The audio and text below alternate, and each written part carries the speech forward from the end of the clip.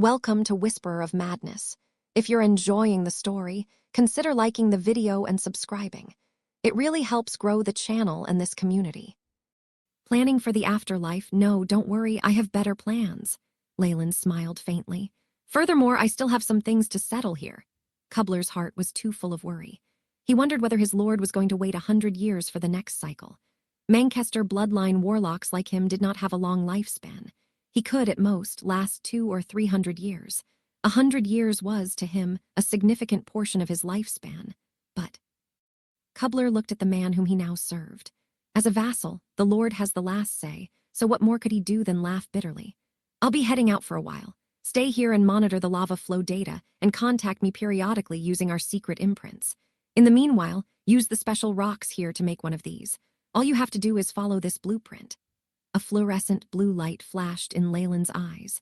It took him but a moment to form a design and imprint it into a crystal ball. Cobbler's face changed slightly as he received it, and he respectfully lowered his head. Yes, my lord. All right. Moments after the order was given, Leyland transformed into a dark silhouette and disappeared. A black streak pierced through the sky, creating friction with the air and leaving behind an ear-piercing screech. Even if he had time to prepare, it was running out, so it was important to make the most of it. Nature's Alliance, North Twilight Zone. Celine sat behind the huge and luxurious office table and stretched lazily, revealing her perfect curves. Although doing irksome corrections and office affairs every day was very troublesome, she found the tiring job enjoyable. It made every cell in her body shiver with excitement, and even made her slightly moist down below, every time she thought about how every word she put to paper, even every sentence she uttered, would make a big difference to the fates of numerous acolytes and even magi. But it is a pity that my position here is not fully secured. Celine glanced at her flat and smooth abdomen, a rather reluctant expression on her face. What's wrong? Are you still grumbling that you're not with child? The voice of a young man suddenly sounded from inside the office. Ra, radiant guardian.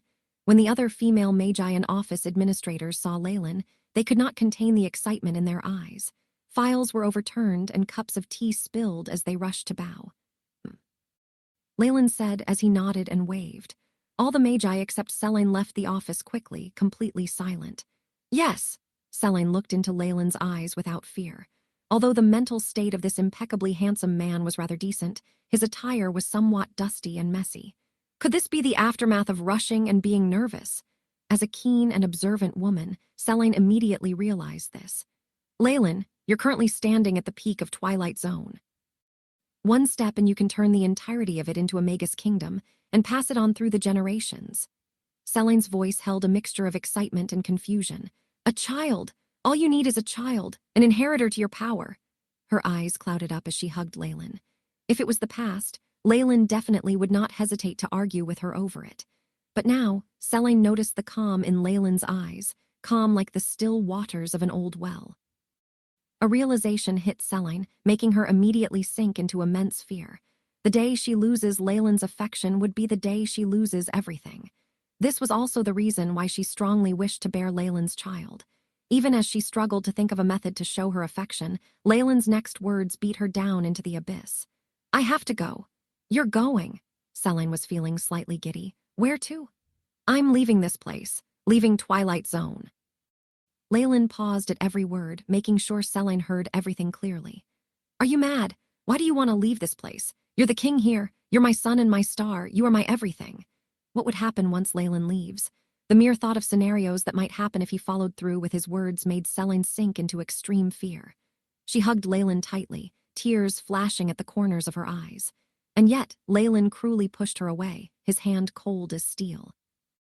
Celine calmed down and gazed at the emotionless Leyland.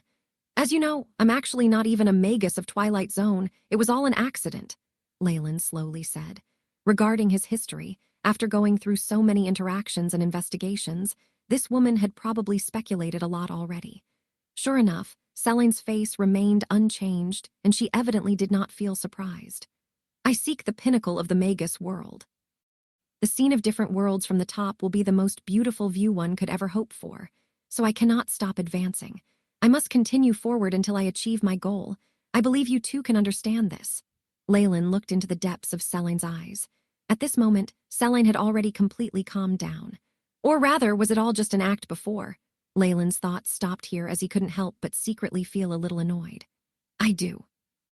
I've always known that when this place can no longer fulfill your requirements any further, you would leave. I fully understand that, but I never thought that our separation would be this quick, or in this manner. Selene chuckled bitterly as she combed through her messy hair. Fate is unpredictable. Leyland tried to hide the news about the central continent. Plus, I've also made appropriate arrangements. What arrangements? I can't keep the other races and rank 2 magi in check. Even I rose the ranks to the peak with your help. I'm only a rank 1 Magus, not someone they'll listen to. Selene was indeed very realistic and had already accepted the reality of Leyland leaving and was already planning her own future. Swish! Leyland flicked his finger and a black ray of light penetrated the window, landing on the huge black stone sculpture in the plaza in front of the teaching block. Buzz! The sculpture started trembling and a thin barrier of light flickered at the top. I left some of my aura on this sculpture. As long as my main body doesn't die, this barrier of light will never dissipate. Believe in the deterrence of this rank 3 Magus, and you'll still be able to continue for a very long time. Other than being a clear indicator of whether he was dead or alive, there was absolutely nothing else that was useful about this aura. But as long as the Magi of Twilight Zone knew that Leyland was still alive somewhere, he would be a terrifying deterrence to them. And this was a way of assuring that the relations and power he left behind still existed. Good, what else? Selene's voice finally contained some hope. These. Leyland handed her a few fine, white crystal chips. These are some spirit sources that I control. Iron, Gogwar, and a few rank 2 Magi. As long as they're in your hands, there will never come a day where they betray you.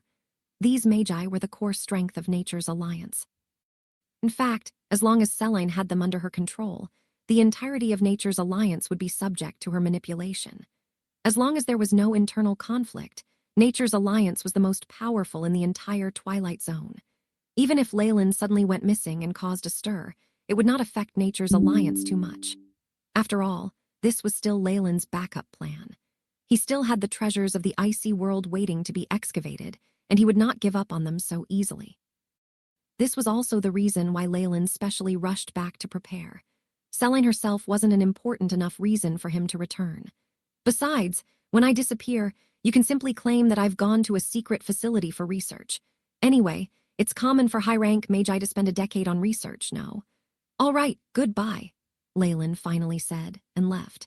This was similar to how a person working at an office would act before leaving every morning. Leyland simply left after a few words, not at all like someone who was going to leave for someplace far away. In any case, Leyland had already seen Selene for who she was, a woman whose heart will never truly be moved. She was just calculative and thirsty for power. Looking at her suppressed excitement as she held the spirit sources, she must have already been rejoicing on the inside. Hold on, this will not be the last time, right? What I said before was true. I will take care of your bloodlines and turn them into the guardian of the next generation. Selene bit her lower lip. I'm sorry, I don't have much time. Leyland's figure transformed into a black ray of light, and he shot into midair, disappearing into the horizon in a flash. Leyland understood Selene's plans very well. Bloodlines of high-leveled Magi were hard to come by. Furthermore, he progressed incredibly fast. Selene thought that his bloodline was from an ancient, fearful creature. Hence, she wanted him to leave some of his seeds behind. In actual fact, Leyland was now a first-generation bloodline warlock. The blood descendants he left behind would also have the Chem-In's bloodline and would naturally be warlocks. With a bit of nurturing, they would be unbelievably strong. But why would Leyland do that? Even when he fooled around with numerous girls before, he had secretly controlled his secretion and made sure not to leave any descendants behind. A clink sounded in Selene's hands as Leyland walked away, leaving behind remnants of a delicate gold cup. She always had great confidence in her charm and knowledge, but looking at the situation now, it seemed like Leyland did not have the slightest bit of concern towards her. This hurt her pride badly. But a smile crept onto her face once again as she stared at the huge number of spirit sources in her palms. Now that Leyland had left, the power of Nature's Alliance truly lied in her hands. A wave of happiness drowned her heart as her face flushed. Everything had happened just as how Leyland had predicted. Under Selene's leadership, Nature's Alliance naturally became stronger. Though there was unrest in the Twilight Zone for the 10 years after Leyland's absence, it would still be contained. This, too, was related to Leyland's prior subjugation of the power-hungry Twilight Zone Magi and the major powers of other races. Gradually, the tales of radiant guardian Leyland turned into a legend. As for Leyland, a new journey was just beginning for him. The central continent magma roiled around like water in a rough sea, emitting heat waves that swept across, a hint of the incredible power beneath. A sheet of golden liquid lay at its center, as if a lake within the lake. However, this magnificent sheet could stop Magi in their steps. Above the lava lay a giant passage, tiny voices sounding from it now and then. The rock around this passage was very hard, and no one knew where it led. Swish! A silhouette appeared on the shores of the lake. The light dispersed to show a very young Magus, his long black hair tied up casually and his skin fine and smooth. His handsome face was filled with the dignity of a ruler. This was naturally Leyland, but his robe was currently a little dusty. The hurried round trip had drained him. "My lord," a middle-aged Magus with bronze skin saluted. "Are you finished?" Leyland asked casually. "Yes, please follow me." Cobbler led Leyland to a hole he'd dug near the lake. A giant ball lay at the center. The dark ball seemed to be made of stone. Its surface was a glossy black. On a side of the ball was a door which revealed that it was hollow. According to your blueprint and orders, all parts were made from the hardest layer of this metamorphic rock to bear the high temperature of the central magma. The joints were even reinforced by runes. He reported at Leyland's side like a loyal servant. He didn't even mention the difficulty in collecting the rock and casting it into shape. "Good job." Leyland nodded, looking at the runes inside the ball with surprise. This Manchester bloodline warlock was much better than he'd expected at alchemy. "No, it's my pleasure to serve my lord. There is no trouble at all." Cobbler saluted humbly with his hands crossed before his chest. This sort of respect was expected in front of Magi with higher bloodlines. Cobbler had grown used to it during his time in the Ouroboros clan. "The lava lake is becoming more active recently. I'm afraid this means that it's about to erupt." At that time, the place would be flooded with lava, blocking the entirety of the passage. Cobbler had come down here when the volcano was dormant and had still suffered horrific burns. This had left him in fear of the lava. Although he went with his lord's plan, he was still worried. However, the servant had no right to make the final decision. He could only make suggestions and had to follow his master's orders. "I understand. The eruption will occur in an hour and 23 minutes. Prepare yourself." With the AI chip's ability to observe and forecast the eruption, Leyland knew the timing much better than Cobbler did. He had run this plan by his AI chip's calculations, and the success rate was over 90%. Why would he risk his life if not? More than an hour later, a black ball was floating on the red lava as if it was in the water. Cobbler sat inside with Leyland, face pale. Watching the lava outside through a magic screen, he stammered out, My lord, this plan is too dangerous." Once the ball was crushed, they would be devoured by endless lava. Even if he was a Magus, this kind of horrifying death made him shiver. "Calm down." Leyland stared at lava outside calmly. Blub, blub, the lava had reached its boiling point and the whole cave began to tremble, dust falling off the walls. Beep. Eruption will occur in 10, 9, 8. The AI chip had begun the final countdown. Now. Leyland's eyes flashed, and the terrifying strength of a rank 3 Magus burst forth. "Freeze!" With his hands as the center, a layer of deep blue ice spread out along the walls.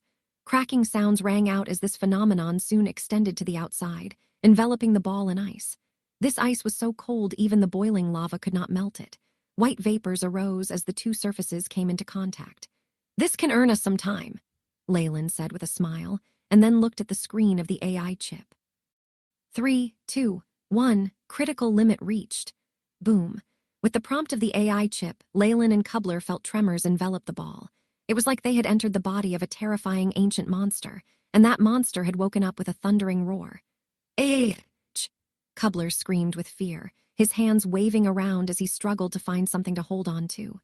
Then, he felt a force that could be from the explosion of the universe as a huge impulse hit the bottom of the rock ball. The lava rose into the sky like a dragon taking flight, except this dragon had a small rock ball on the front. Lava surrounded them and rushed into the passage. The ball shook continuously as it hit wall after wall, but what frightened Cobbler to death was instead the high gravity. As the ball had rushed up like a rocket, the two inside dealt with an equally large gravitational force.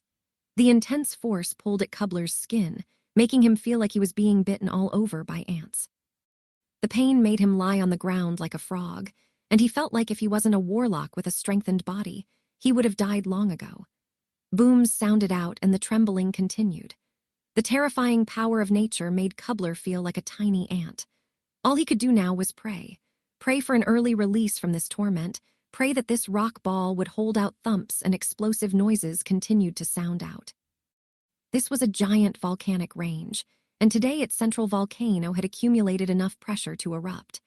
Masses of black smog were ejected into the sky, forming a sea of gray clouds that shrouded the nearby lands in darkness. Rivulets of lava flowed down the mountain slopes, looking like arteries on flesh. Boom! Finally, with a huge explosion that caused an earthquake, the volcano erupted. It was as if heaven and earth were torn asunder, and the world was ruined. Red lava, dotted with gold, burst into the sky, transforming into countless fire dragons that flew in every direction. Fire raged, and explosions rang forth even as the earth quaked. It was like Armageddon. Amidst this terrifying lava were multiple rocks. Boulders that were as large as hills hit the ground with great force, cracking the earth underneath and ruining everything around them. Bang! Among the countless boulders in the sky was one rock with a particularly regular shape. This rock ball streaked across the ground, leaving behind it a long track of burnt black. The surface of the ball was still a dull red, as if it was ready to melt any moment. The ball soon began to crack apart, and a portion was thrown off with a bang, revealing a hollow interior. "So this is the central continent," Leyland came out of the ball, exhaling a breath that was as hot as fire itself. The hellish scene nearby did not affect him. Instead, he was filled with delightful anticipation. "The central continent, here I come," he murmured in his mind. It took a while for Cobbler to slowly crawl out of the ball, coughing. His body was in a mess with some burn marks on it. The layer of ice Leyland had made had been thawed within a few dozen seconds of the eruption. Afterwards, the rock ball had heated up to extremely high temperatures. They would have been roasted had they not been magi. "Exciting! This is so exciting!" After retching for a while, Cobbler wiped his sweat off, fear in his eyes. "Relax, we got out safely, didn't we?" Leyland turned back and smiled. "It's quite fair for us to pay a small price for concentrating a day's journey into a few minutes." "Yes, my lord." Cobbler could do nothing but smile. "So is this the central continent?"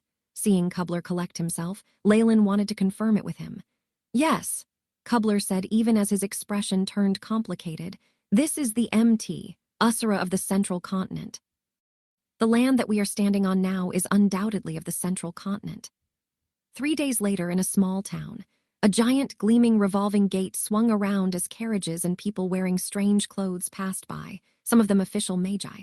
Leyland was sitting in a hotel room, the pudding and juice in front of him all but untouched. He was staring outside with a dreamy gaze. At that time, the door was opened with a thump and Cobbler stepped in. "My lord, I've bought tickets for an airship heading to the Black River domain that leaves tomorrow morning. In at most 4 days, we will arrive at the headquarters of the Ouroboros clan." His voice was tinted with excitement. "Airship network, Leyland nodded his head inattentively. "I see many magi here." He pointed to the outside. A Magus who was dressed like a wandering poet was playing a pipe organ. A group of residents was watching and cheering him on. "Yes, over here, official magi often mingle amongst the commoners, and the residents know them very well too," Cobbler explained to Leyland. "In the central continent, the magi and nobility communicate in the Byron language. Hence, my lord, you do not need to worry about a language barrier. In fact, here are some materials about the central continent and a few variants of maps as well as information about communication." Cobbler respectfully handed over a crystal ball filled with information to Leyland. For a Magus to learn the Byron language was compulsory. Thus, Leyland and Cobbler could communicate the moment they met. They could understand each other immediately. Leyland helped himself to a scoop of dessert. A rich, fragrant, and sweet flavor excited his taste buds. Nice, delicate food. Looks like the lifestyles of the commoners in the central continent are better than in Twilight Zone. Naturally, this is the central continent, the core of the Magus world, Cobbler exclaimed with a hint of pride. Leyland smiled and shook his head. Even if the 7 layers of the subterranean world did not agree with such a statement, during the ancient past of the central continent, there was at least a rank 7 Magus overseeing it. But now, Only a slight hint of their past glory had been restored. As for this problem, Leyland did not want to do anything about it. After all, the current situation in the central continent might suit him better. After a night of good rest, Leyland and Kubler headed towards a location outside of the city. The busy road there was filled with horse carriages and other means of transportation. Loads of luggage and goods were being transported on them, and the place looked prosperous. In addition, every passerby on the street had some level of energy undulations on them. There were very few commoners present. Leyland and Kubler crossed the wide and sturdy road and saw what looked like a futuristic airport. There were many white oval-shaped airships at the huge flat field, some taking off and others landing. A throng of people moved in and out of them like an army of ants. Some of the airships were towing truckloads of goods, with workers calling out to their partners to offload the cargo and luggage. The scene was hot, busy, and messy. The central continent was huge, its lands vast and boundless. Ground transport was not only slow, but it was also much more dangerous. Hence, airships had become their common mode of transportation. Even within the small section of a city, there was an airship docking point with a few magi and acolytes on duty manning it. Their responsibilities included maintaining law and order in the city and the maintenance and repair of airships. On top of that, there was a pool of specially trained engineers for the job. With bodies as thin as a match, bulging eyes, and balding heads, Leyland saw them working between the bases of the airships and the tunnels with spanners and other tools in their hands. Construction cost and maintenance fees for such airships were very high. Still, as long as the air route was secure, there were profits to be made. It was a case of large investments yielding great profits, and such investments could only be made by magi who possessed great wealth. The airships of the South Coast were smaller than the ones here. Their air routes were limited, and their flying times were regulated. They simply could not be compared to those from the central continent. "Who is behind these various air routes?" Leyland asked Kubler in a soft tone. A single airship ticket in an ordinary cabin cost 100 magic crystals. For Leyland and Kubler, who naturally chose to travel in the superior cabin, their journey alone had cost them 600 magic crystals. Fortunately, Leyland was rich and imposing as he had control of an entire region's resources. Money came easily at his beck and call. He had an abundance of magic crystals, so he would naturally not be a Scrooge. Even though Leyland had the great support of Twilight Zone's resources, when he compared himself to the enormous airship business, he felt that he was still lacking. The central continent's entire airship route is single-handedly managed by the Fowler family. It is their private property. Private property? Leyland was shocked and immediately asked, who is the Magus on their side? Such enormous benefits that included crucial traffic involvements, if their background was not up to par, they wouldn't have been able to manage such a thing. And for the Fowler family to dominate the entire continent until now, surely their support was a formidable one. The Fowler family themselves have 2 Morning Star Magi. Of course, it doesn't count for much. The crucial one who has their back is the Monarch of the Skies. Monarch of the Skies? Breaking Dawn Magus? Leyland nodded his head. With a Magus who stood at the pinnacle of the central continent devouring those deals, the Fowler family were basically relegated to housekeepers. The actual one who had the control over the entire airship's business was the Monarch of the Skies after all. Yes, under the rule of the prestigious and intimidating Monarch of the Skies, the safety of the airships is guaranteed, Kubler remarked, a ray of yearning in his eyes. Rank 6 Magus. This was the highest level in the central continent. Every single action of his would affect the lives of innumerable magi underneath. Whoosh, with the whirring of the wind, the airship retracted its anchors, and it started to drifting upwards into the sky. Leyland stood on the deck enjoying the wind, a pleased look in his eyes and a smile on his face. With a mix of sunshine and the taste of fresh green grass, the cool wind blew and lingered around him. It's been too long, too long. I have not been under the sun for so long. Leyland looked at the blue and white sky and the golden rays of sunlight. Momentarily, he felt emotional. Although there were sunstones and spells of everlasting light in Twilight Zone, they were artificial after all. They could never be compared to the light and warmth the natural sun gave. Those who lived in Twilight Zone for a long time constantly faced a land and sky made of thick black rock. It left them depressed, and on occasion could lead to serious problems as well. Even though Leyland didn't have such misfortune, he did not want to risk it anymore. He never wanted to leave the luxurious space and experience the radiance of the actual sun brought again. Those constantly under the sun would never understand the others who had been in the dark and who looked forward to its natural radiance. As the airship picked up speed, the airflow on the deck increased tremendously, enough to blow away an adult. Of course, in such a situation, Leyland was unfazed and couldn't hear the announcement made for everyone to retreat to their rooms. He allowed the strong winds to envelop him all around. "Very beautiful, isn't it?" A sweet female voice was heard. Leyland turned to his right and saw a young lady holding tightly to the railing. She was tiptoeing and attempting to gaze at the scenery beneath. Beneath them, past the sea of clouds, patches of farmland and crops could be seen. The windmills appeared to be toy-sized and the outline of the city far away. Tiny dots of black were moving about on the roads. "My name is Jesha, how about you?" The young lady amplified her voice when Leyland failed to give her the attention she craved. "Leyland," he replied with no emotions. Leyland felt the energy rolling off the lady in waves. She was a rank 1. She could be considered a genius considering her rank 1 status at such a young age, but too bad, Leyland deemed her insignificant. "So, Leyland, where are you from?" The young female Magus was not frustrated that Leyland ignored her. Instead, she started to ask more questions. "What kind of power do you possess? Where do you intend to go? Do you like the flower cape jasmine?" "I like staffs made of walnut. I believe they enhance my magic power and they smell nice too."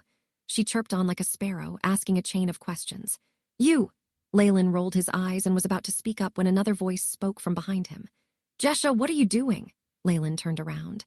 A young Magus wearing a golden white robe with a red ruby emblem on it walked towards them, anger hidden in his eyes.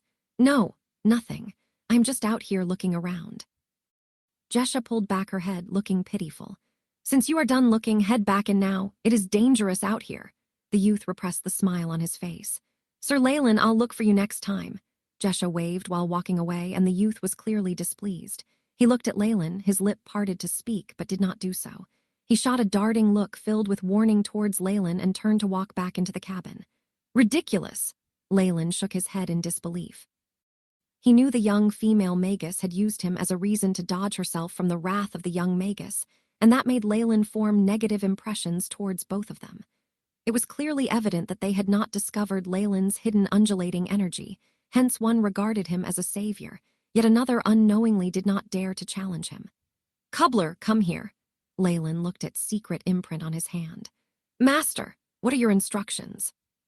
Cobbler got onto the deck swiftly and replied respectfully with a bow. "Do you know this symbol?" Leyland projected an image of the red ruby emblem that the young Magus was wearing. Judging from the proud persona of the young Magus wearing the ruby red emblem on his chest, Leyland suspected it could be the symbol of a powerful Magus. Unfortunately, he had no idea at all and had to endure the critical look from him. Luckily, following Leyland along this journey was a Magus from the central continent, who was knowledgeable and was able to answer many of his questions. Engaged, "This is the crest of the Warlock family." Cobbler took a quick glance and concluded. He knew that his master was not of the central continent and knew nothing about this matter. He went on to explain, "The Warlock family is a rather famous Magus family in the Black River region. It's said that there's a rank 3 Magus in charge there." "A rank 3 Magus? What stage is he at?" Leyland asked on.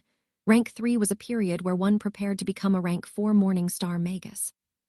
It took a long time and was extremely difficult to cross. Within it, there were a few smaller stages, and each stage meant a large difference in strength for Magi. For instance, a rank 3 Magus at the Vapor phase was definitely capable of suppressing a few Magi who had yet to reach that stage. "All information regarding the strongest Magi is confidential.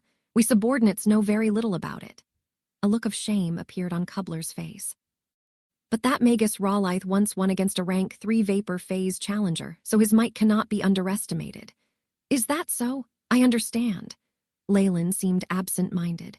As long as his opponent was not at the Hydro phase or above, he was confident in his abilities. "It's all up to you now. I hope you won't continue to provoke me, or else." Leyland lowered his head, a dark glint flashing in his eyes.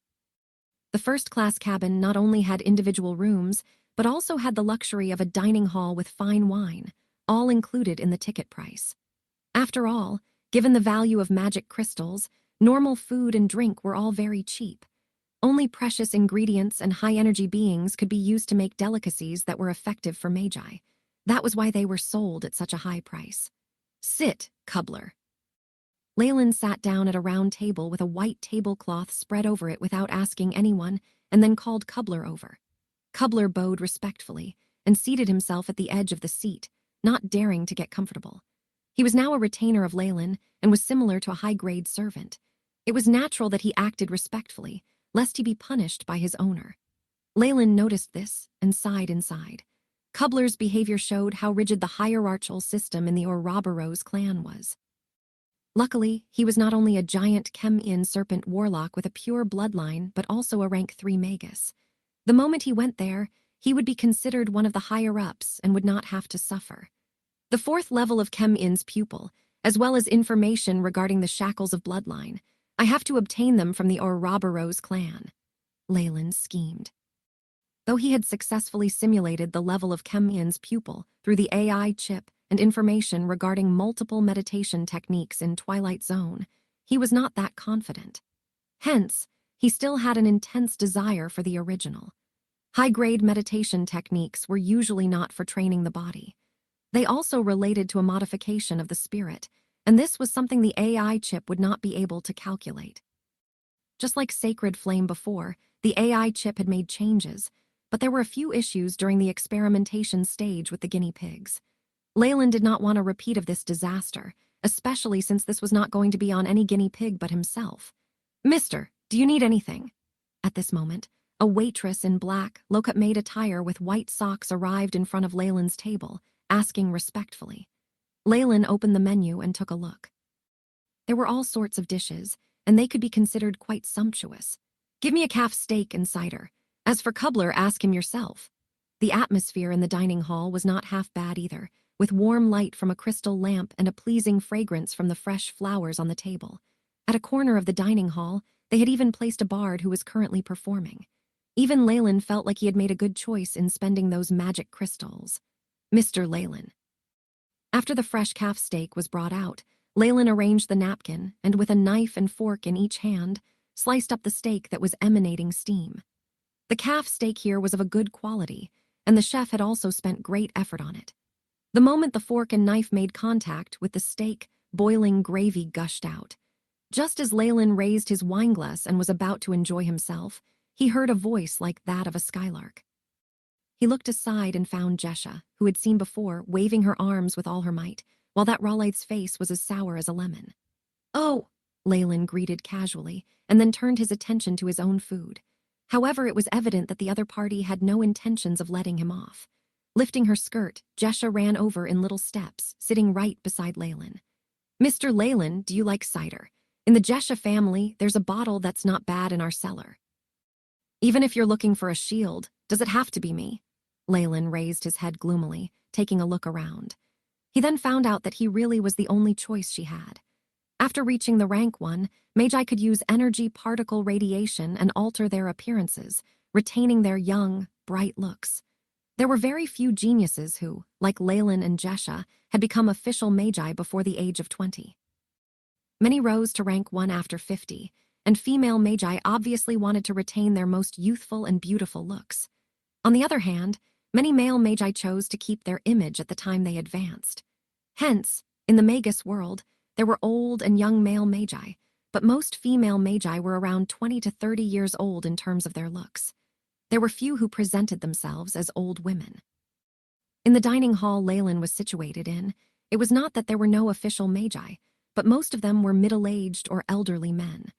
The few young acolytes and the like did not dare flirt with official Magi or rival anyone for the affection of the people around. Thinking about it, it seemed like Jesha's best choice was Leyland. Firstly, though she could not tell Leyland's strength, he was definitely an official Magus. That was the most important thing. Next, Leyland was young and rather handsome, which was enough for other men to get mad at. However, towards this unexpected luck with women and the calamity it could cause, Leyland rolled his eyes. "Can I sit here?" At this moment, the young man whose expression was dark also arrived. Leyland nodded and watched as he sat by Jesha's side, much to her visible displeasure. "Let me introduce myself. My name is Nolan Rawlithe. This is my fiancé, Miss Jesha. Nolan laughed slightly, putting emphasis on the words Rawlithe and fiancé. And, honestly, this engaged couple is quite compatible. Both are just as young and full of talent. Leyland nodded. Through their conversation, the aura and waves that were unwittingly emitted, and even their eyes helped him deduce their general age. Usually speaking, this would be a perfect pair, but it was a pity that the female did not seem satisfied with this wedding. Though there were 2 extra members here to disrupt things, Leyland was able to enjoy his meal, completely ignoring Jesha, who paid much attention to him, and Nolan, who was about to explode. Before leaving, the guy called Nolan secretly sent Leyland a transmission. Get away from my fiancé, or else you'll regret it. Master. Kubler looked at the expressionless Leyland and asked, sounding him out. With Leyland's command, he would immediately kill the moron Nolan who dared offend his master. Though they were all rank 1 magi, these 2 were obviously rookies who had just advanced. It was impossible for them to survive under the hands of Kubler, a warlock. There's no hurry. Leyland waved his hands, though he had some questions. Magi were rational people, and while Jesha's actions would give rise to Nolan's displeasure, he would definitely recall everything and not start a feud with another Magus over such trivial matters. Besides, Leyland and Jesha had only exchanged a few words. In addition, Leyland would not kill the 2 of them over something so insignificant. It was not beneficial to him. Looks like the female Magus called Jesha might continue with some tricks. Leyland touched his chin, feeling like he was watching a show. Yes, master. After hearing Leyland's instructions, Kubler was unwilling but did not bring it up again. 2 days passed by quickly, the airship stopping outside a station at a middle-scaled city in Black River region. Leyland held a cane and put on a hat, wearing something like a suit. He seemed even more elegant than young masters of noble families, having the dignified aura only a ruler would have as he walked down the stairs. Meanwhile, Kubler was like a loyal butler, following close behind and holding something in his hands. Mr. Leyland, Jesha's voice sounded. This was also her stop. Leyland laughed and approached her. Nolan stood aside, though he was full of smiles as if he had understood something. Sire Leyland, my apologies for my behavior. Nolan resumed his good behavior, washing away the impatience and seeming poised. He had realized his mistakes and was now coming forward to apologize. It's fine. If I had such a pretty fiancé, I'd be overly suspicious of everyone else. Well, Leyland teased. Jesha rolled her eyes at Leyland and asked, Mr. Leyland, where are you going? It wasn't the first time she was asking this, and Leyland had refused to answer. Me. Leyland saw a hint of nervousness in Nolan's eyes and couldn't help but shake his head and break into laughter. No matter how poised and calm he looked, his eyes would give him away in the end. A scene. I would like to walk around for a while. You may leave here. Leyland saw a hint of disappointment in Jesha's eyes after he told her that, and Nolan heaved a sigh of relief. He chuckled as he turned around and raised his hand and disappeared among the stream of people, with Kubler immediately following. With his astonishing senses, Leyland faintly heard 2 people behind him arguing in constrained voices. This is really... Leyland shook his head.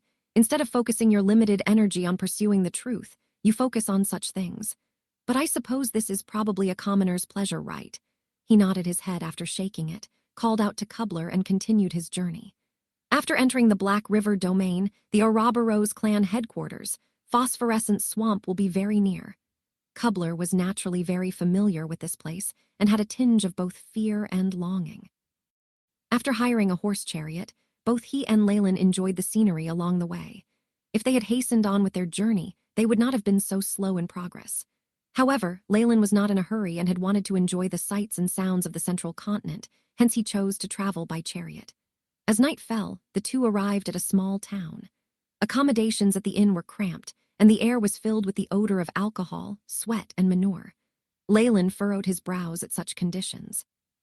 Since this was the only inn in town, he still reluctantly accepted it, as it was still better than spending the night in the open.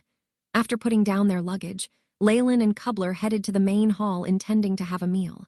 The menu for dinner was beef and potato stew with some fresh vegetables. That was all the town had to offer. Surprisingly, it was deliciously prepared with an enticing scent to boost one's appetite. Huh! At this moment, Kubler's expression changed. A gush of profound ash-colored dust started stirring from the main door of the inn, spreading continuously and extending to the other parts of the inn, enveloping other travelers and the owners themselves. Crackle, crackle. The commoners, whose bodies were covered with the ash-colored dust, all stood frozen, their bodies as stiff as a candle. It's a freezing spell. There is a Magus around and we are the target. A shocked cobbler stood up and exclaimed with anger. Yellow energy emerged from his body and spread all around. A circular radiance surrounded their round table, protecting them against the fate of the other travelers. Leyland was totally unfazed by what was happening and was still enjoying the town-brewed wheat wine. Bang! The wooden main door burst open and two magi wearing black robes entered the room. In front of their chest, Leyland saw the familiar red ruby emblem. "Nolan, we meet again." Leyland raised his glass and greeted casually. Indeed, Nolan was among the two entrants. He had a vexed expression and stood, glaring at Leyland. "Where is Jesha? Where? Hand her over." "Jesha, isn't she with you?" Leyland chuckled. "She left. I thought she was abducted. Based on the location markings marked on her body, I am sure she is here." Nolan's eyes turned red. "Location markings?" Leyland laughed in amusement. "How insecure are you to put such a spell on your lover?" "I do not care, uncle, it is him." "I'm sure this is the Magus who took Jesha." Nolan tugged at the sleeve of the Magus standing beside him and pointed at Leyland. The accompanying Magus shifted his eyes and abruptly took a step up. A ray of silver flashed by, and the light barrier on Cobbler's body collapsed immediately. "A rank 2 Magus," Cobbler mumbled under his breath. Nolan looked on proudly upon hearing it, while the other Magus had no expression on his face. In his eyes, he did not regard Cobbler, who was a semi-converted Magus. However, he was distracted by the silent Leyland, who sat quietly by the side. "Sir, we the Rawlythe family have no intentions to use force. The fiancé of our successor has gone missing, and it is a big matter. We need to inspect this place, and we seek your cooperation." Power was exhibited first, followed by etiquette. It was a remarkable way of handling the situation, much better than what Nolan did. "Absolutely." Cobbler was surprised that Leyland agreed instantly. "Many thanks." Seeing how cooperative Leyland is, the two magi eased the tension on their faces and Nolan fell silent. "Over here." Nolan looked into an odd mirror he was holding in his hand and rushed forward. "Let's take a look." After his satisfying meal, Leyland got up and together with Cobbler stepped forward as well. The two magi followed closely as if they were afraid of Leyland's escape. "Ah, Jesha, my Jesha." Upon reaching the room where Leyland and Cobbler's luggage was, they heard Nolan's cries. "Bad news." Cobbler rushed in and saw a white-colored woman's dress on the bed. There was a big patch of blood stain on the stomach area and some portion had dried to a dark color. "What happened?" "Jesha, Jesha, how dare you?" Nolan's face flushed a fiery red as he yelled and stormed forward. "This is trouble." Cobbler frowned, a layer of yellow scales appearing on him and his huge hand, and suppressed Nolan, who had lost his self-control, onto the ground. "Warlock from the Ouroboros clan." The rank 2 Magus expression immediately changed to become a vicious one as well. "Even if you belong to the Ouroboros clan, abducting the fiancé of our Rawlythe family's successor and treating him with such disrespect, you have to give me an explanation." The rays of silver in his eyes amplified and streaks of silver whips appeared in his palm. "Wait!" Leyland smiled subtly, his hand on the shoulder of the rank 2 Magus. "Huh, what is happening?" Although it is just a hand, but it felt like a mountain. In fact, the rank 2 Magus felt his body stiffen and couldn't even lift a finger. "Innate spell, Ring of Fire Resistance." The rank 2 Magus emitted a layer of flame from his body, forming rings of fire with it, with streaks of silver on the edges, blazing the surrounding atmosphere ferociously. "Annihilation." Soon after, he heard Leyland mouthing the word. Hiss, hiss. The blazing flames were put out immediately, leaving no room for the smoke to reignite the fire. An enormous and horrifying spiritual force assaulted the rank 2 Magus, destroying his defenses, took over his consciousness, and confined his magic power. "Rah! Rank 3 Magus?" The rank 2 Magus turned his head with difficulty, his throat dry and rough. Leyland had been using his skills to suppress his spiritual force and energy undulations all this time. Now he undid the suppression bit by bit, and a huge tide of energy was released, causing the atmosphere to become heavy.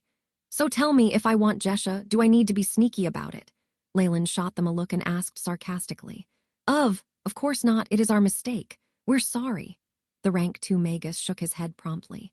In the central continent, the sighting of magi might not be uncommon, but it was not easy to witness the presence of a rank 3 Magus. And among the large-scale powers, Rank 3 Magi were high-ranked with stable power and authority. They did not need to resort to any unscrupulous methods when dealing with Rank 2 Magi. At this time, Nolan was speechless. Although Kubler had lifted the spell on him, he lay helplessly on the floor with cold sweat trickling endlessly.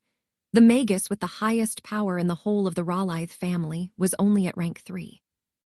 If Leyland was displeased and had them killed, the other Magi might not even have the ability to seek revenge. Thoughts of killing them crossed Leyland's mind, but he eventually let it slide. To him, there were no benefits in killing either these two Magi or even Jesha. Additionally, he might provoke an enemy with Rank 3 strength. Even though he was not afraid of the opposite party, he did not want any trouble. "Follow me." As such, he looked nonchalantly at the Rank 2 Magus and Nolan, who was still lying on the floor before heading out.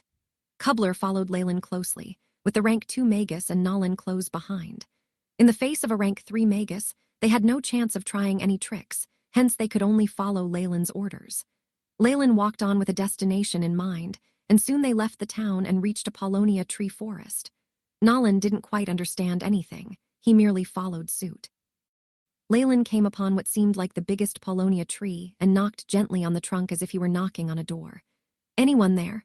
Dong dong. The tree trunk produced a dull sound, but there was no response and all was quiet. "You are very clever and attentive to your setup. However, you are still not wise. After completing your work, you can't help yourself but return to find out the reactions of others. I have already noticed you. You should show yourself, otherwise." Leyland's voice turned chilly. "Humph, all right, here I am. What are you going to do about it?" SHHRRK, the surface of the tree trunk split open to reveal a round door. Jesha, whom they had first met on the airship, jumped out and grabbed Leyland by the arm. "Brother Leyland, you are so awesome. How did you discover me?"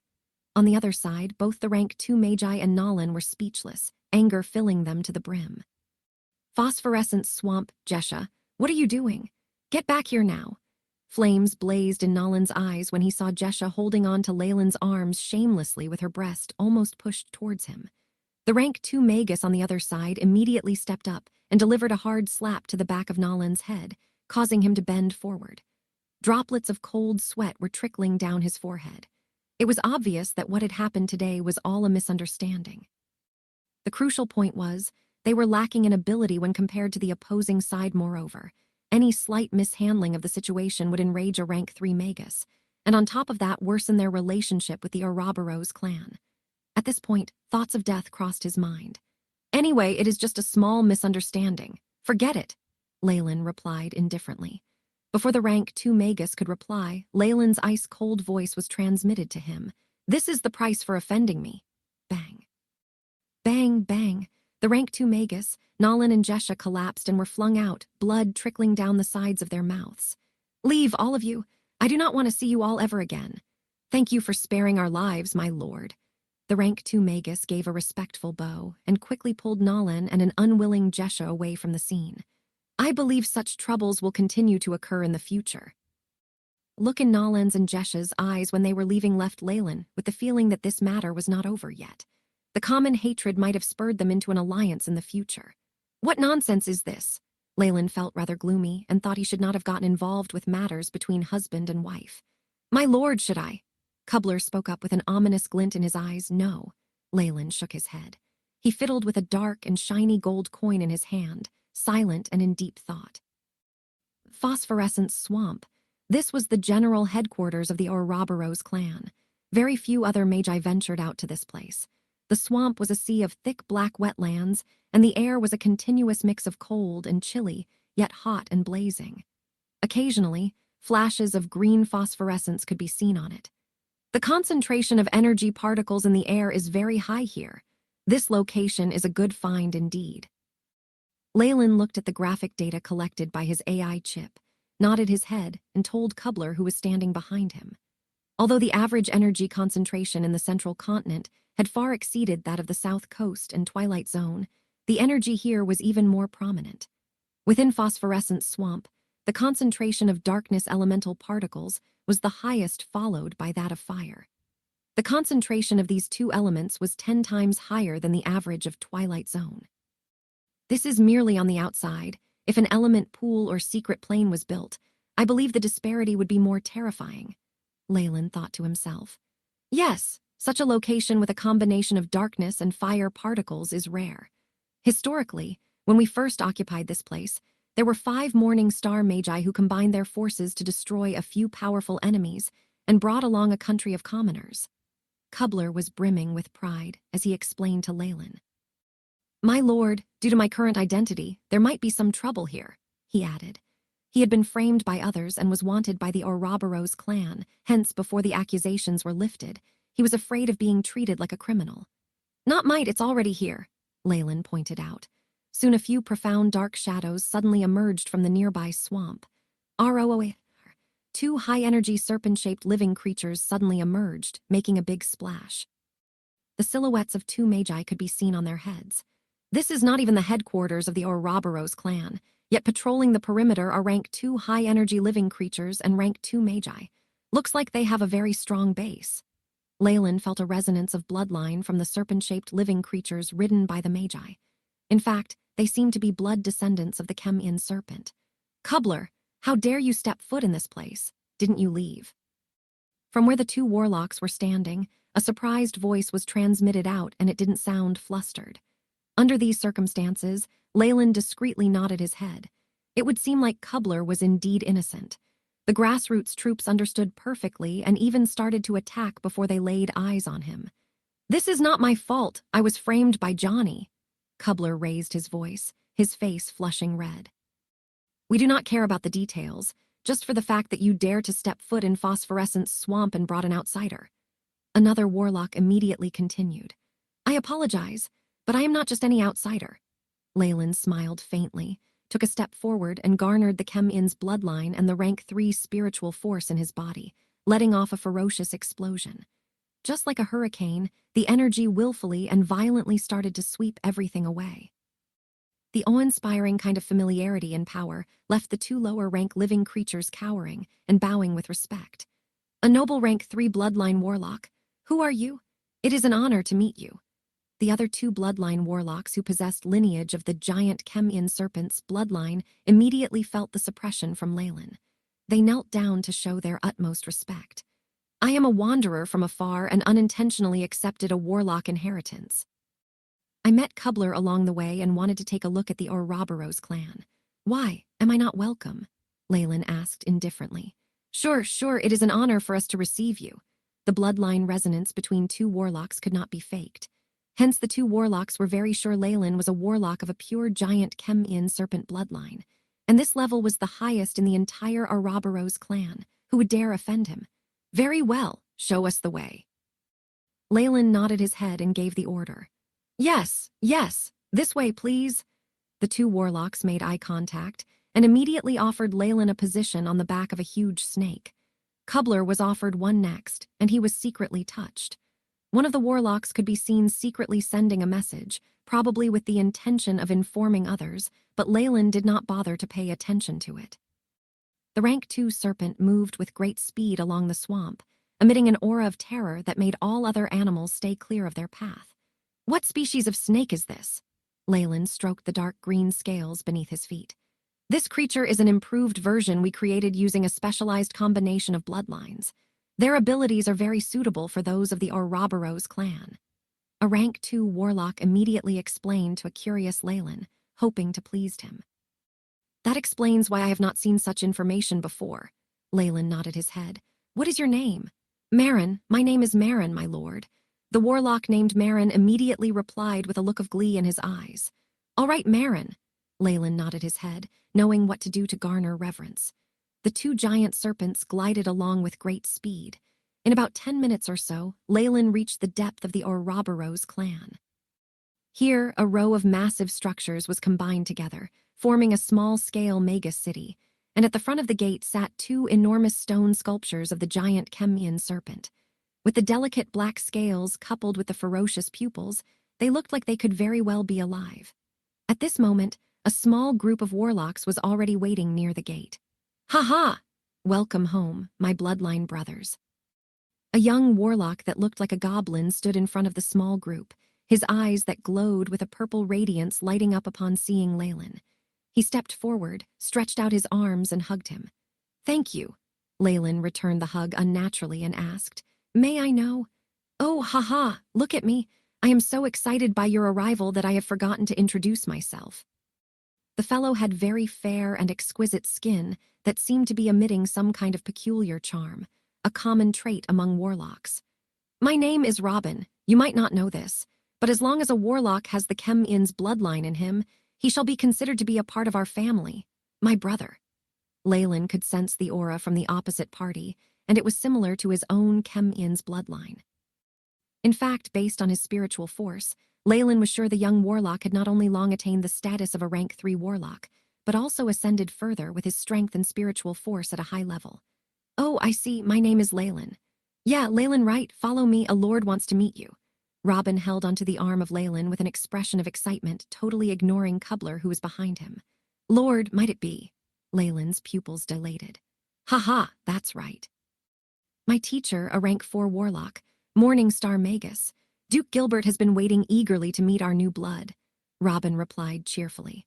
Upon hearing the name, all the warlocks bowed their heads in unison in a show of respect. Rank 4 warlock.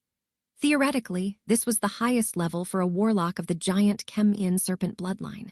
In fact, it was also a truly high level for the whole of the central continent. Even within the Ouroboros clan, there were no more than 3 warlocks at such a level. Leyland took a deep breath. It is truly an honor. Come, follow me. Robin quickly led the way, with the rest of the warlocks following respectfully behind. Leyland noticed how the warlocks all showed their respect to Robin along the way. It seemed like Robin held not only a high rank in the clan, but also a great deal of authority. Rank 4 warlock following Robin, he passed by various bizarre buildings with strange styles. There were all types out there, and before Leyland had the time to identify them, he was led by Robin into another building. After passing around a corner, there came across another warlock in black gilded clothing. There were also rings of mysterious black patterns on his face. Johnny! Kubler, who had been following behind Leyland, immediately clenched his fists, seemingly terrified as he hid in Leyland's shadow. Greetings to Marquis Robin. Johnny came before Robin and then greeted him using the etiquette of nobility. It's Count Johnny. Here, let me introduce to you Leyland here. He's a rank 3 warlock about to join our clan. Robin smiled slightly. So it's Lord Leyland, Johnny bowed. Though it's the first time we're meeting, I have a request. I wonder if you could agree to it. If it's about Kubler, I'm afraid I can't agree. Leyland immediately answered. That's a real shame, Johnny answered indifferently, not looking the least bit exasperated, causing Leyland to shiver inwardly. What if I say I'm the one asking? At this moment, another voice interrupted. Marquis Wood. Besides Leyland and Robin, the other warlocks immediately bowed. Leyland glanced at him. It was a blond, middle-aged man, brightness and resolution in his expression that also held an imposing aura. There was also the giant Chem-In serpent bloodline on his body, and it even overshadowed Robin. Kubler is a criminal who stole a precious treasure from me. I hope you can hand him over to me. Wood's eyes were fixed on Leyland, a pressure being emanated from him. Kubler was ashen, and after seeing Johnny's look of satisfaction, he immediately understood that after seeing he had a new master, Johnny immediately asked someone else for help. So are you handing him over? In that moment, numerous thoughts flitted through Leyland's mind. On the surface, Wood was truly a giant Chem-In serpent warlock. As compared to Johnny with black Horal snake bloodline, his bloodline was more noble. In addition, he had entered the rank 3, and from the perspective of one looking at merely profits, it was better to give Kubler up. Exchanging a rank 1 Manchester warlock who had no hopes of advancing for a favorable impression from a rank 3 giant Chem-In serpent warlock, there was little to consider in this trade. Johnny, who understood this, immediately looked smug while Kubler looked defeated. My apologies, but no. Leyland's voice sounded, allowing Kubler to recover from his despair. Master! Kubler let out a long breath, looking touched. Wood's gaze that was sharp like a sword pierced towards Leyland. Have you thought this through clearly? Of course, very clearly. Leyland did not hesitate and met his gaze. There was the talk of 3 ways of thought in his previous world, but Leyland's principles had long since taken shape, and they were to prioritize benefits. The moment he had to make a choice, he would consider his own benefits and choose the best course of action. Such a line of thought was not purely about tangible benefits. It also took into consideration reputation, familial and romantic love, and other such things. Of course, all this varied from person to person. Some felt that love was priceless and decided to be biased towards it, while others believed it was worth 50,000 or 100,000 units. They would then make the corresponding choice. For instance, if time was spent on working or going out with family, Leyland believed that working for one day amounted to 100 units, but with the family, he would lose 300 yet gain 600 from the happiness in his heart. The total profit would be 200. When comparing things, it was indeed better to go out with the family. Using this logic, if his work earned him 1,000 and the value of going out with his family were 300, it was an obvious decision to continue working. Now, handing Kubler over might give Wood a good impression of him and provide a good foundation for this period of time. However, in the long run, the gains do not compensate for the losses. Kubler followed me and brought me to the Ouroboros clan. In exchange, I will ensure his safety. All this complies with the principle of an equal exchange. If I abandon him now, not only will my reputation be damaged, I will also have abandoned my own values. In addition, I'm definitely being watched over by many lords. If I appear to be too cold-blooded, they will definitely be disappointed. This will cause an eventual loss in the future, which is even worse than offending Wood. Though Magi were generally cold and rational, the leaders always had to advocate for hope, hot-bloodedness, and sacrifice. If the lower ranks of the organization did not strive to better themselves, and they weren't hot-blooded enough to sacrifice themselves, what benefits would they gain in the end? The essence of any group was the unequal responsibilities of the higher and lower levels. Honestly speaking, Wood was merely a rank 3 warlock. The moment Leyland entered, he would have a similar status. At most, there would be a slight difference in their strength. Wood would actually dare do anything. If he withdrew right now, the onlookers would immediately be disappointed, and nobody would then rely on him. After comparing these, Leyland finally made the choice that would benefit him the most. Good, very good. I hope you won't regret this in the future. 2 streams of white air were expunged from Wood's nostrils as he glared at Leyland. With a fling of his robes, he exited from the side, with Johnny following closely behind. Don't worry. The moment you enter our Ouroboros clan, you'll be given the position of a marquis. Wood wouldn't dare do anything to you out in the open. Robin believed Leyland was worried about Wood taking revenge and immediately consoled him. So if I don't join, does that mean he'll take revenge very quickly? Leyland rolled his eyes, but he could tell that he was being invited to their organization. He immediately answered, Of course. Where else can I go to if not to the Ouroboros clan? Ha ha! Robin burst out in laughter and patted Leyland on the shoulder. Exactly. In the entire central continent, the Ouroboros clan is the best place for giant Chemian serpent warlocks to join. You made the right choice. All right, let's not let the Lord wait too long, Leyland reminded him. If not for the fact that there were rank 4 warlocks in Robin's organization, he would not have agreed so readily. Oh, right, yes, come with me. Remembering there was work at hand, Robin immediately led the way. The two chatted as they walked, and after passing through a few obstructions, they finally arrived in front of a small villa. My mentor, Gilbert, is a very amiable person. There isn't any etiquette required, so just relax.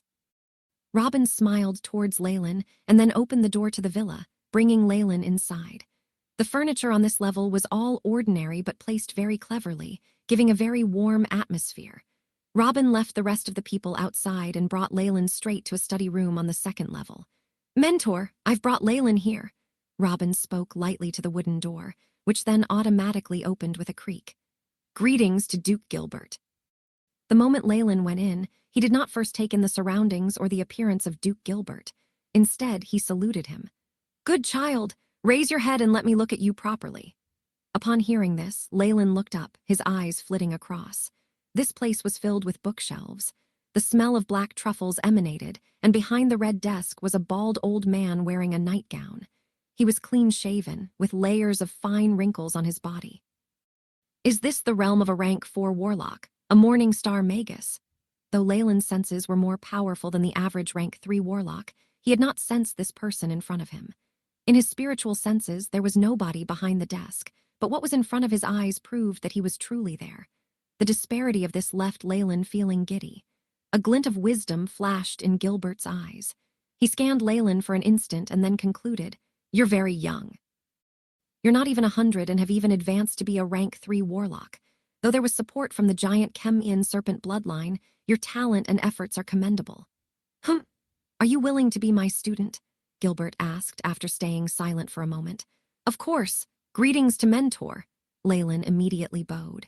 Since he had already agreed to join their organization, there was no disadvantage to having another person to rely on. In addition, this rank 4 warlock was more than capable of guiding him. Haha, good, very good. I was already planning to give up on disciples, but I've been sent a genius. Gilbert chuckled, the wrinkles on his face unfolding. Congratulations, Leyland. From here on, you're my junior. Robin congratulated him. And this is your senior, Robin. There are a few others who aren't here. I'll introduce you to them in the future.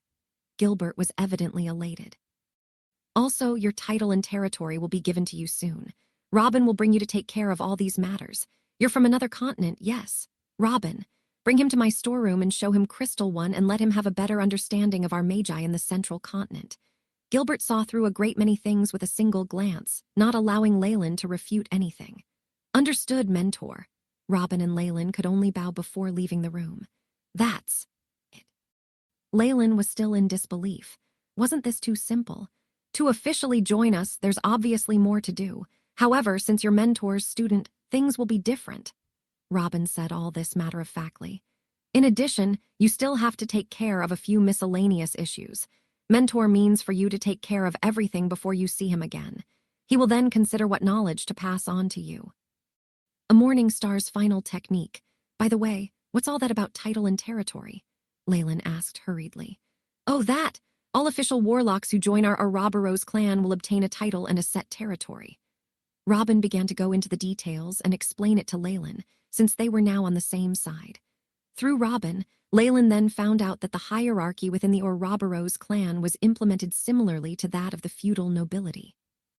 There were 5 rankings, from the highest to lowest, as a duke, then a marquis, count, viscount, and then baron. Rank 1 warlocks were barons, rank 2 were viscounts, rank 3 were earls. Then came the surprise: if giant Chem-In serpent warlocks reached rank 3, they would immediately gain the title of marquis. This made Leyland aware that discrimination came everywhere. It was lucky he was in the privileged class, rather than the one discriminated against. Rank 4 warlocks would then be dukes. The position and treatment he would get were correlated to the title. There are a total of 3 dukes in the Ouroboros clan. They had formed an elders' association, and were called the Great Elder, Second and Third Elder, and they held the most authority in the Ouroboros clan. There were, even more, differences as well. If warlocks who had giant Chem-In serpent or black Horal snake bloodlines would have their title evaluation and territory given very quickly. However, if it was a bloodline like Manchester, things would be slightly more difficult. Take Krubler, for instance. Though he could be given the title of a baron, but until now, all the processes had not gone through. Territories and the like, there was no word about it. But Leyland was different, for he was a pure giant Chem-In serpent bloodline warlock, as well as the student of the third elder, Duke Gilbert. He had a great background, and he was prioritized. Titles and territories would be presented to him quickly, and also be given the best treatment. Robin did not bring Leyland out right away, but instead went towards the basement. This was as per Duke Gilbert's instructions, where Robin brought Leyland to see something. Leyland, have you seen the spells of Morning Star Magi? While walking, Robin would occasionally speak to Leyland. The spells of Morning Star Magi? Of course not. Leyland's emotions skyrocketed. You mean we're going to see that? There were rumors that Morning Star Magi could shift mountains and fill seas with just a wave of their arms, displaying terrifying power able to destroy the heavens and wreck the earth. At this thought, Leyland's heart began to burn. I thought so. Mentor Gilbert believed that only after seeing Morning Star Magi attack would you be able to understand your path better. There was a hint of a smile on Robin's face. I just hope it won't scare you. How's that possible? Leyland laughed involuntarily. If this was in the past, that might have happened, but he had gained part of the bloodline memories from the Morning Star Scorpion Man. He had even witnessed an ancient legendary war, so there was nothing that could scare him. Hopefully. There was a slight smile on Robin's lips. Like Leyland, he did not leave the villa and entered the underground area. Clang. After opening a metal door, a large, complicated maze appeared before Leyland's eyes. This is the disorientating maze, a spell pattern that a central continent magi prefer to use. It is primarily used as sentry and defensive force.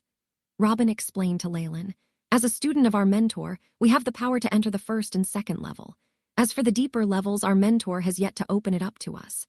Immediately after, he stood in front of Leyland and smiled at the entrance to the maze. Open. Ka-cha, ka-cha. A layer of rock fell, and a single giant pupil appeared on the wall of the maze. Remember, this is another student of my mentor's, Leyland. He will have the same authority as I do. Master has already told me. A spiritual force imprint extended from the giant eye. Leyland could tell that it was the core of the maze, similar to the spirit genie. The giant eye stared straight at Leyland. In that moment, a slight force field covered Leyland, and he tensed. Fortunately, this force field was not on the offensive and merely surrounded Leyland. After extracting part of his aura, he left. Crash! The maze dissipated, revealing a pathway. There were different small doors at two sides with markings on them. This is Mentor's laboratory and storeroom. Everything in the villa is a guise. Follow me. Robin headed into the path, while Leyland followed closely behind. Here! Robin guided Leyland for about 5 minutes and then opened a door before entering. The moment he entered, he saw an engraving on a door that said Image Resource Room. In this storeroom, it was exceptionally dim. Crystals flickering with different colors were giving out magnificent rays of their own. Crystal number 1, it's this one. Robin picked up a red crystal on a wooden shelf the size of a fist and placed it on a pedestal with a depression on it at the center of the room. This is a projection crystal. We use it to store important footage, such as some important experiments or battles between high-ranking power. Buzz, buzz. After the spell formation was activated, the light in the room dimmed, almost becoming pitch black. The red crystal on the pedestal suddenly brightened. A dazzling light shone down. Leyland found himself standing atop a little hill. Green plains extended as far as the eye could see. He grabbed at a black beetle that was flying past him, and it went through his palm, appearing on the other side. 3D holograms, it's very similar to the simulations of the AI chip. Leyland sighed in awe. At the peak of science and magic, there were definitely similarities between them after all. This is a classic battle that happened in the Central Continent's history. This is the attacker. Robin appeared beside Leyland, pointing to the east. The scene was pulled closer, and a human city appeared. At the side, many core were lined up, creating an imposing aura. What shocked Leyland the most were the members. All of them were official magi. There was not one regular human or knight. This is an imitation of the ancient Magus core, Thorned Hammer.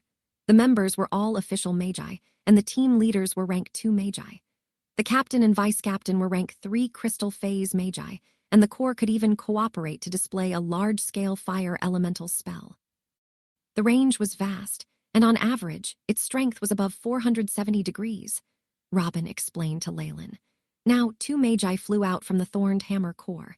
The auras on their bodies far exceeded those on Leyland and Robin. They were emanating the tremendous bloodthirst of veterans of war. This aura could even be seen on regular members of the core. Leyland knew that this valor and confidence in victory was built upon multiple conquests. Every time this core leveled an enemy nest, stepping on the bones of their enemies, they would gain more confidence, even taking in the resentment of the defeated and increasing the strength of their spells. This was the way of war of ancient core. The 2 magi of the Thorned Hammer core flew out and roared at the city, obviously to urge the city to surrender. Above the city wall, it was empty but for one lonely figure. This is the other party in this battle, Morning Star Magus, Flame Manipulator, Lord Casson. There was a trace of reverence in Robin's voice.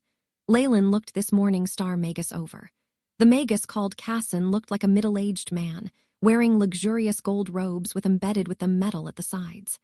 There was a fiery red jade band on his forehead. Facing this entire core of ancient magi, there was no sign of fear in Casson's expression. Instead, he began to berate his opponent, probably telling them to withdraw lest they suffer the consequences.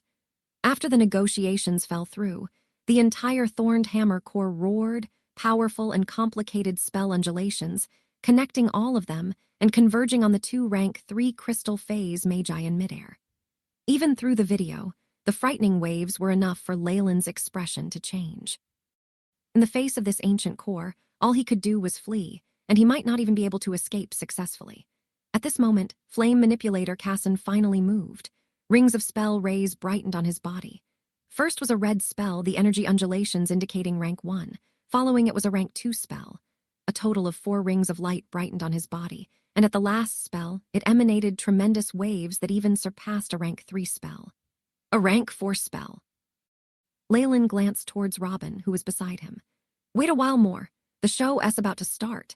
Robin gazed steadily at Casson, envy and anticipation evident on his expression. Foolish Magi, today you shall know how the dignity of ancient morning star Magi was established. Casson warned with righteous words. Immediately after, the small energy undulations amplified on his body and seemed to change, to the point that even the rank 3 crystal phase Magi grew extremely fearful.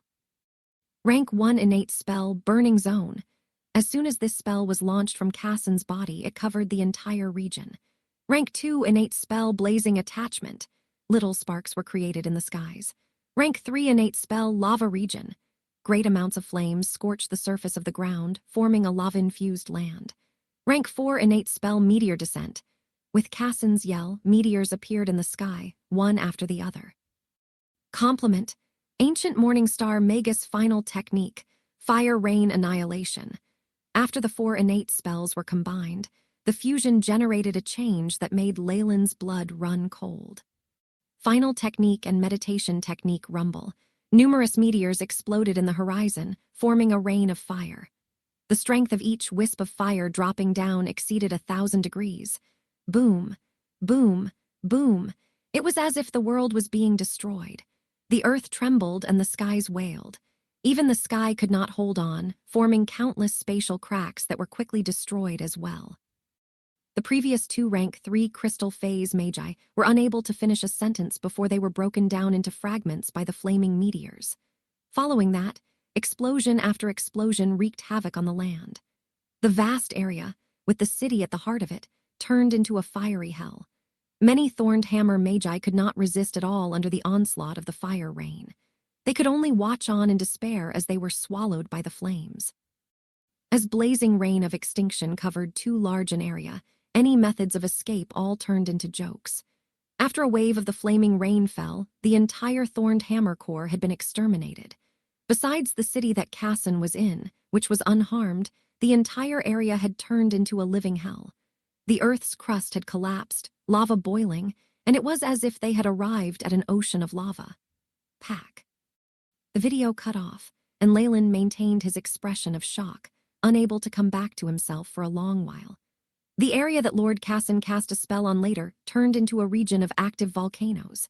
Every year, it will erupt a few times, and all living creatures living within a few hundred kilometers would perish as it turned into an area of death. Robin was still explaining to Leyland. When the power of magic is pushed to the extreme, will it create such a terrifying scene? Leyland muttered to himself. Ever since that incident, all Morning Star Magi in the central continent signed an agreement that unless there were special circumstances, they could not use final techniques in the central continent, nor destroy the environment at such a large scale. Robin smiled wryly. The range of these Morning Star final techniques were too terrifying, and if not regulated, it was impossible to live on the central continent if there were more great battles. Sooner or later, they would be extinguished, similar to how the ancient era had died. Phew! Leyland sighed. The scene just now had truly astounded him. Though he had fragments of the Scorpion Man's memories, there were differences between Morning Star creatures and Magi. What he could feel was the terrifyingly durable body of the creature. As for the battle at the end, it was much too profound for him to understand. Now, there was a Morning Star Magus that had proven to Leyland that once he advanced to the rank 4 realm, just simple spells could create a giant qualitative change. How could the power of a rank 4 spell have such a frightening effect? Even if it's a combination spell, it doesn't make sense. Leyland mumbled to himself. Robin shook his head, obviously thinking differently. Ha, this is the combination final technique of a Morning Star Magus, the taboo of ancient times. How can it be compared with little combination spells? Doubling the individual strength of the spells is the apex of a combination spell's achievement. The amplification of the final technique of a Morning Star Magus is more than 10 times that. That's impossible. Regular spells can't support this consumption, unless... Leyland's eyes brightened, as if he had thought of something. Exactly, you've already thought of it. That's it. Only by combining innate spells that consume little energy but have great effects can the Morning Star Final Technique be formed. The ancient high-grade meditation techniques are the culmination of many experiments by ancient magi, designing innate spells that are the most suitable for combination. It is also a process that can be solidified in the sea of consciousness. Robin immediately narrated the details. There have to be 4 levels in a high-grade meditation technique. This is the reason. Only magi who form their innate spells by following high-grade meditation techniques are able to combine them when they are at rank 4, forming the Morning Star Final Technique. That's why the 4th level in any high-grade meditation technique is the most precious part. Then how about magi who use grind water to solidify their innate spell model? Leyland suddenly asked, and then realized the stupidity of his question. Grind water, combined with an innate spell model. Is that the method to advance in your hometown? We have something like that in the central continent. Thank goodness you did not choose that. Robin's expression seemed to say, you're very lucky. The combination of a Morning Star Final Technique is the culmination of precious experience gained by generations of experiments.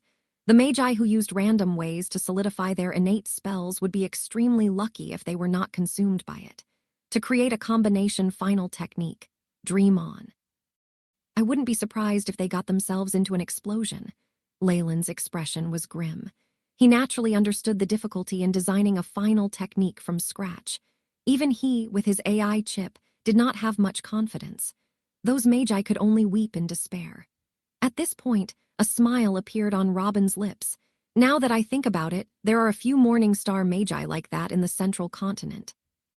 As many innate spells have long since been solidified, there is little opportunity to alter them.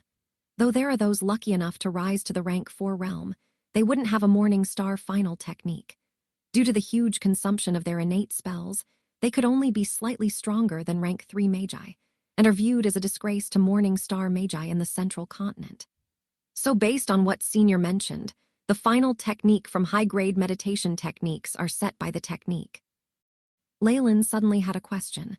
Then at the 4th level of our Chem-In's pupil, what kind of final technique will there be? Your conjecture is right. Each final technique from high-grade meditation techniques is fixed. Since innate spells are formed from high-grade meditation techniques, they cannot be changed. From the final technique, one can tell the high-grade meditation technique a Morning Star Magus trains in. Robin nodded. As for the Morning Star Final Technique of us giant Chem-In serpent warlocks, it is the flawless morphing technique. Flawless morphing technique? Leyland was puzzled. Actually, almost all warlocks develop Morning Star Final techniques that are rather similar after reaching rank 4. It is similar to an flawless morphing effect. Advancement for warlocks comes from constantly purifying the bloodline and altering the body, drawing close to the source of the bloodline.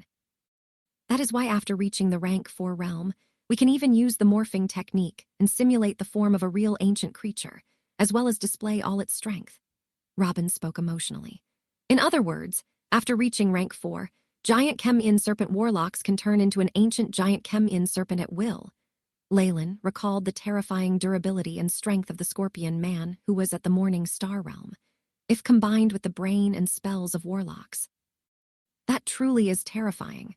Ancient bloodline creatures were originally very powerful, and even Morning Star magi did not dare provoke Morning Star giant beasts. If combined with a warlock's strengths, how formidable could they become? Just the thought of it caused Leyland's to be stirred up. I see. It's no wonder that the solidified spells of high-grade meditation techniques cannot be modified. Each level is fixed, as this is the optimum combination created by ancient magi. With no internal friction, and with the force of point mass that Morning Star magi have condensed to the utmost, this will create a terrifying qualitative result. Leyland immediately recalled the Crimson Spiritual Force Core crystal in his Sea of Consciousness. After reaching rank 3, the crystal had formed a complicated 3-layered tessellated structure. The crystal of the 3rd level had become even more intricate, the runes even more complicated, and forming his innate spell Intimidating Gaze. When the runes for Intimidating Gaze combined with the ones from before, the new rune had been a strange crimson.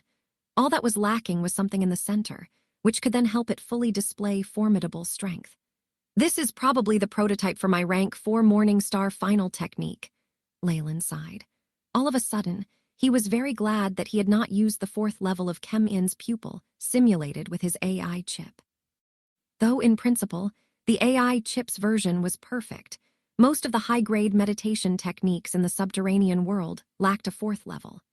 The only one was Dragon King's mystic might, which was specifically only able to be used by the dragon race, and had failed to mention all this information. Without this knowledge, there was a real possibility of Leyland suffering a loss.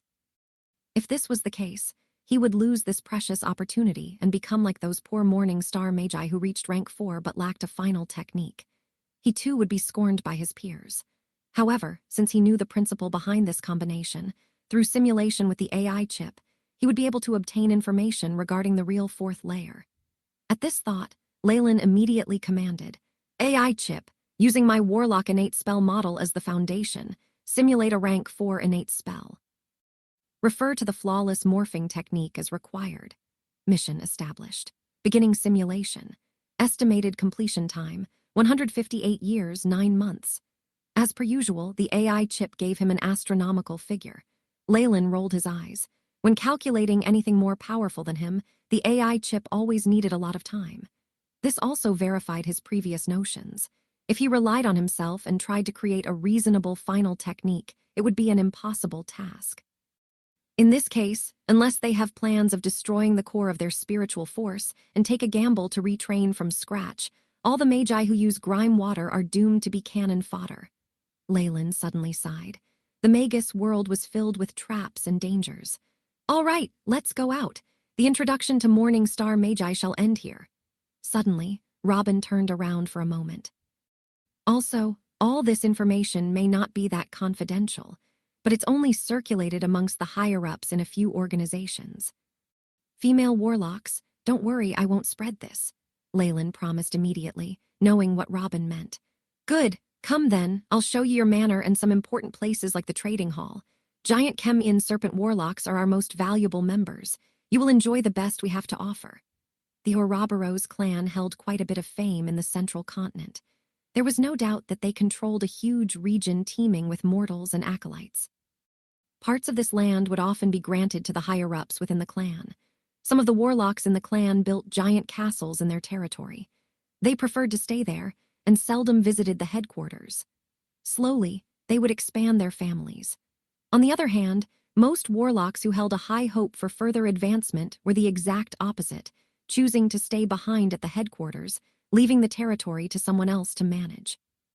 Given that Leyland was a marquis, his territory would undoubtedly be quite large.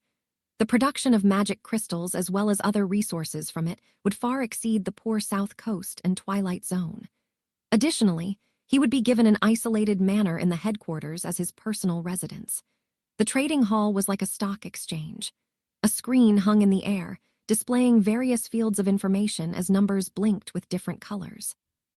Under the big screen were warlocks of different ranks looking hurried as they whispered to the staff behind the counters.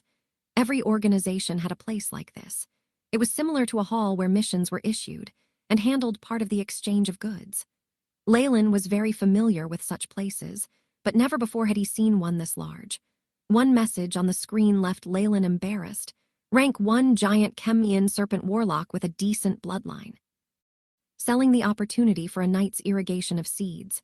Price, 1,000 contribution points. Additional requirement, the female's appearance must be approved by me. This, Leyland didn't know what to say. "Ha-ha!" Robin was not surprised at all.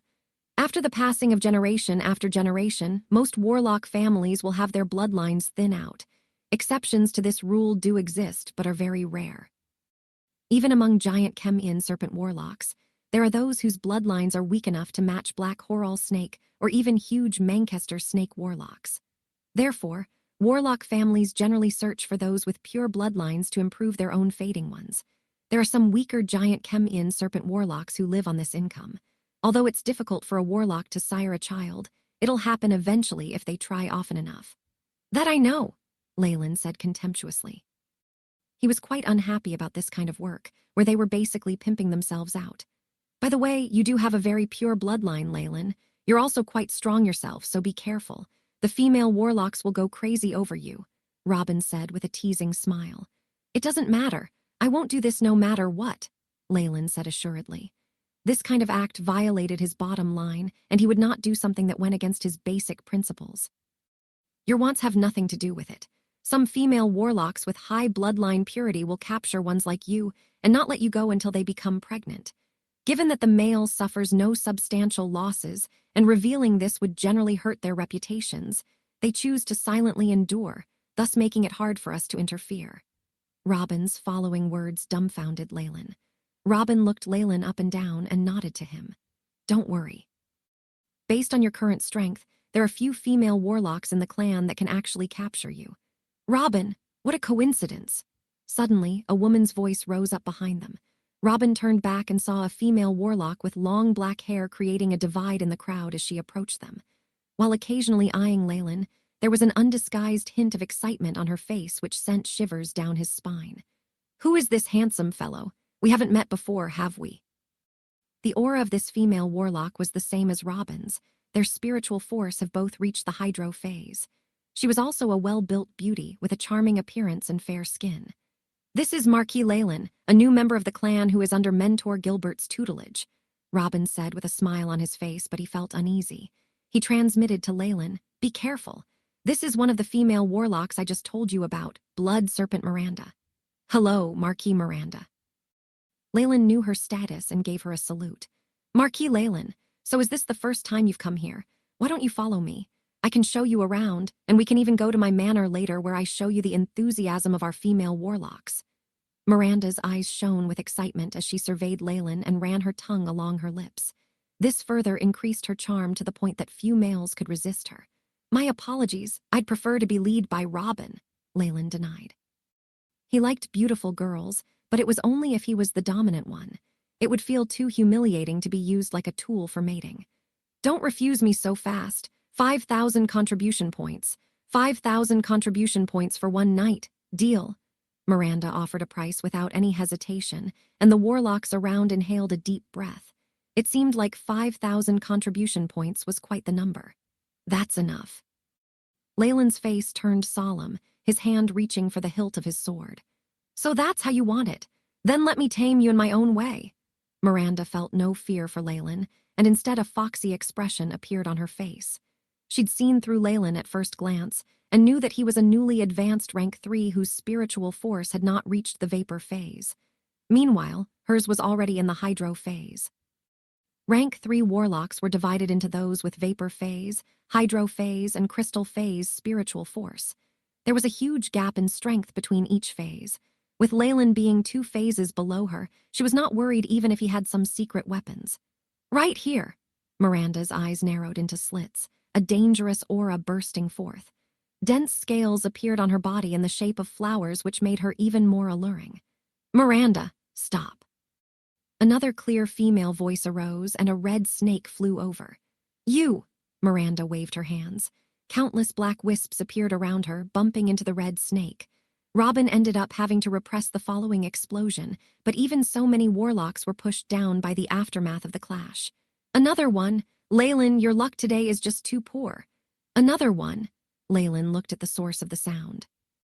The one who attacked with the red snake just now was also a female warlock, her long black hair cascading to her waist like a waterfall. She possessed a voluptuous body that was in stark contrast to her saintly face. This is Marquis Freya. I've never heard about rumors of her capturing male warlocks, but her family's bloodline has been declining in recent years. They are looking for a suitable male to marry into their family. Be careful. Robin transmitted to Leyland, who currently could only keep silent. Freya, if you want a man, there are plenty in my castle that I can gift you. This one is mine. Apparently, Miranda had already considered Leyland her own prey. Miranda, you slut, I'm not here for romance. I'm here to ask him to join my family, Freya retorted sharply. No way, I saw him first. So what? With the argument escalating, the danger around these 2 women grew and everyone around backed away. Leyland stood between them, feeling amused and annoyed. Rather than asking for his own opinion, these 2 were fighting over him like he was a victory item. Listen here, are you even going to bother about my opinion? You, Miranda smiled faintly. Weaklings have no right to an opinion. Even your mentor wouldn't say anything about this. I have an elder backing me as well. On the other side, Freya expressed her silent agreement. Fine, I will let you know who is the weakling. Leyland drew his sword from its sheath. The meteor sword was a high-grade magic artifact. It began emitting a scary aura. Streams of black light shot at the two women, containing within them the horrifying toxins of a Chemian serpent. Meanwhile, Intimidating Gaze, his rank 3 bloodline spell, shot forth. Although similar waves shot forth from the two women, they retreated the moment they came in contact with Leyland's domain. An intimidating gaze this powerful. Robin looked at the weaker warlocks who had fallen to the ground. It seems like Leyland's blood purity is much higher than I expected. With a flash of black light, 2 distinct sounds rung out. A red whip in Miranda's hands cracked into 2, and Freya retreated a few steps as a red ring in her hands was crushed into a powder.